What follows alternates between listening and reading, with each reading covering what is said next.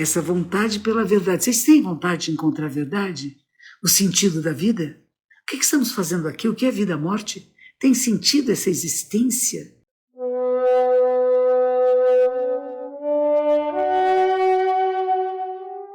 E Zazen é o que dá base à tradição espiritual a que eu pertenço. Eu pertenço a uma ordem religiosa que se chama Soto Zenshu. Soto é o nome de dois monges, um seria Sozan e outro seria Tozan, talvez, não se tem certeza, mas foi dado esse nome, Soto. Shu quer dizer religião, grupo, né? E Zen é Zen de Zazen, de fazer meditação, de meditar, que era Dhyana Uchana, que foi ser chamado de Zen no Japão. Então, eu pertenço a essa tradição espiritual que tem sede aqui em São Paulo, no bairro da Liberdade. Eu sou um dos templos dessa ordem aqui no Brasil. Essa ordem é espalhada pelo Brasil todo, pelo mundo todo. A sede nossa fica no Japão. E às segundas-feiras eu leio um trecho do livro do nosso fundador. Olha a foto dele aqui, olha ele. Ainda tem a lente a luz, né? Dando uma auréola na cabecinha dele, tá vendo? A aureolinha dele, santinha. Eva, rei doguinho da Yuxê. É o único retrato que a gente tem dele, sabe? É um retrato que ele estaria na montanha olhando para a lua. Ele é um que nem a gente, que não sei como é que vocês são, mas eu gosto muito de apreciar a lua. E uma das coisas que ele diz é, será que existe alguma coisa melhor do que sentar na montanha, em silêncio, observar a lua e recitar o Sutra da Flor de Lótus da Lei Maravilhosa? Maravilha! Se vocês não leram ainda, procurem. Vocês podem encontrar na Wikipedia, vocês encontram no Google, nas redes sociais, tem várias traduções para português do Sutra da Flor de Lótus da Lei Maravilhosa. E a gente recomenda que quando você vai ler esse sutra, não leia mais nada. Procure ler no máximo em uma semana. Não leia nenhuma outra coisa. Deixe um pouco de lado a televisão, as novelas e dedique-se à leitura desse sutra. E você vai ver que uma coisa mágica acontece em nós. Eu fiz isso nos Estados Unidos há muitos e muitos anos, quando eu estava começando minha prática monástica. Acho que nem era monja ainda, sabe? E eu descobri esse livro na biblioteca da comunidade, que grandes professores das universidades norte-americanas, alguns deles foram morar na comunidade zen budista. E eles ofertaram a sua biblioteca para a comunidade. Então, era uma sala repleta de livros de grande qualidade. E entre eles estava o Sutra da Flor de Lótus. E haviam dois professores lá que eram tradutores da Flor de Lótus, que liam nos textos mais tradicionais e traduziram para o inglês. E aí foi essas traduções que eu pude ler. Naquela época eu falava inglês mais ou menos bem e podia entender, e os tradutores estavam lá para eu tirar qualquer dúvida com eles, né? Foi uma época de uma grande riqueza. E nós íamos fazer um retiro de uma semana. Eu resolvi que durante esse retiro, cada momento que eu estivesse nos meus aposentos, eu ia ler o Sutra de Lótus. E foi o que eu fiz. E é de uma riqueza incomensurável. Então eu recomendo a você. Sutra da Flor de Lótus, em japonês da Lei Maravilhosa. Chama Namu Myoho Renge Kyo. Agora, este livro aqui não é o Sutra de Lótus. Este livro aqui se chama Shobo Genzo, do Mestre Dogen, né? Também tem capítulos do Shobo Genzo do Mestre Dogen nas redes sociais, no meu site, no nosso site da comunidade zen budista, né? Então, eu vou ler para vocês hoje um capítulo muito bonito que se chama Do-Shin. Do é caminho, mas Do também significa Bodai-Sin, chama-se a verdade. É uma tradução da palavra sânscrita que é Bodhi ou Bodai. E Shin significa mente ou consciência, ou vontade também. Então aqui o mestre Dogen prega essa vontade pela verdade. Vocês têm vontade de encontrar a verdade? O sentido da vida? O que estamos fazendo aqui? O que é vida, morte? Tem sentido essa existência? Isso, o Francesc Torralba, um professor lá de Barcelona, ele escreveu um livro chamado Inteligência Espiritual, que seria o que as filosofias questionam, né?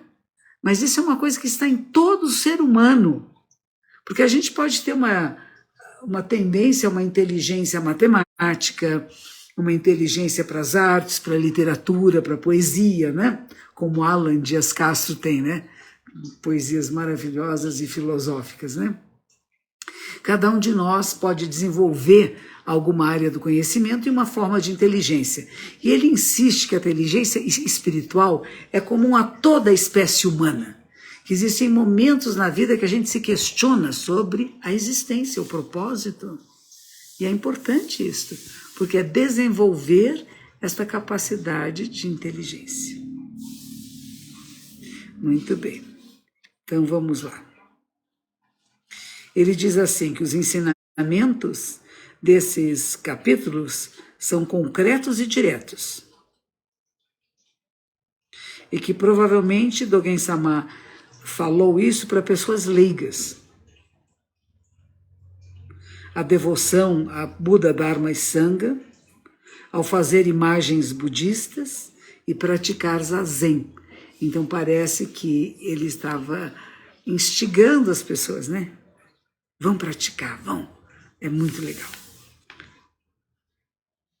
Ao seguir a verdade de Buda, nós deveríamos perceber que Do-Shin é o mais importante.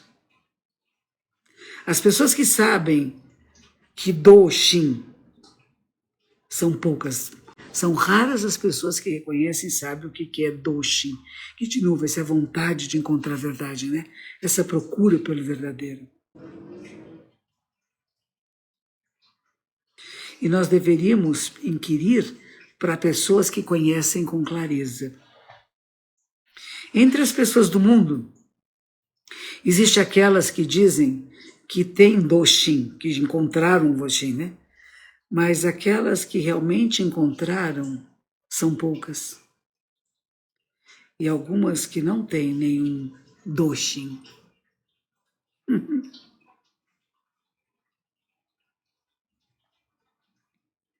Existem algumas que têm esse Do-Shin, mas que pouquíssimos sabem. Poucas sabem.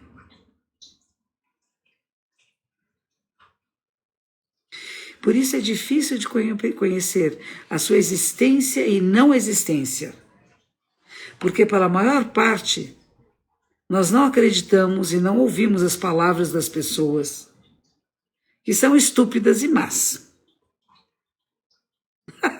E, ao mesmo tempo, nós não deveremos ver a nossa mente como a mais importante. E o que é mais importante deve ser o Dharma, que Buda pregou. Constantemente, dia e noite, nós deveríamos ficar obcecados em conhecer a verdade. E nós deveríamos ter a esperança e orar que, de certa forma, o verdadeiro despertar exista neste mundo. A palavra Buda que significa aquele e aquela que desperta. E que esse verdadeiro despertar esteja presente em nossas vidas. Este ano vai ser tão bom, quão bom nós o fizermos. Mas eu não estou separada de você nem de ninguém. Eu não estou separada da vida da terra. Eu não estou separada da vida política de um país, da administração de um país, da vida religiosa de um grupo que eu possa participar e de um grupo ateu no qual eu possa estar ligada. Eu não estou separada das filosofias e dos grandes filósofos, dos meus colegas, amigos, queridos, professores de filosofia, professor Clóvis de Barros Filho, que alguém mencionou aqui, professor Leandro Carnal, professor Cortella, né? Somos todos, e tantas, a Maria Homem, né? Tantas pessoas inteligentes, maravilhosas, que a gente encontra na nossa jornada, né? E que nos estimulam a continuar essa jornada, estimulam a procurar. Não é? E não somos do mesmo nível, não somos iguais. Eu não me igualo a eles sabem muito mais do que eu. Estudaram muito mais do que eu as filosofias ocidentais. São grandes e professor é isso. A gente repete a lição tantas vezes que entra no coração, se torna nossa. Quando a gente fala decorar, é isso, mas não é que decorou a palavra, é porque ela se torna, você se embebeda, ou o seu corpo fica umedecido da verdade, né? É uma joia isso. Então, ensinar é uma maneira de você aprender, apreender, tornar seu esse conhecimento. Não apenas repetir palavras, né? A pessoa fala como um papagaio, mas quem diz que o papagaio não está entendendo, né? É a nossa visão que ele não está entendendo. Talvez ele entenda mais do que a pessoa que está ensinando ele a falar. Dia e noite fica obcecado pela vontade da verdade.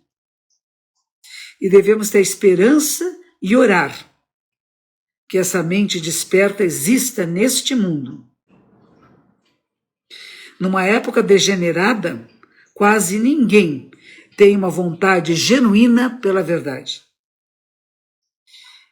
Entretanto, se nós nos esforçarmos por algum tempo, nós não vamos nos esquecer da preciosidade da vida humana e que o mundo não é nada que possa ser confiável, porque é inconstante. Nós não precisamos estar conscientes de que eu estou pensando sobre a não confiabilidade do mundo. Deliberadamente dando peso ao Dharma, nós deveríamos pensar com leveza sobre meu corpo e minha vida. E pelo bem do Dharma, nós não deveríamos ficar apegados nem ao corpo, nem à nossa própria vida.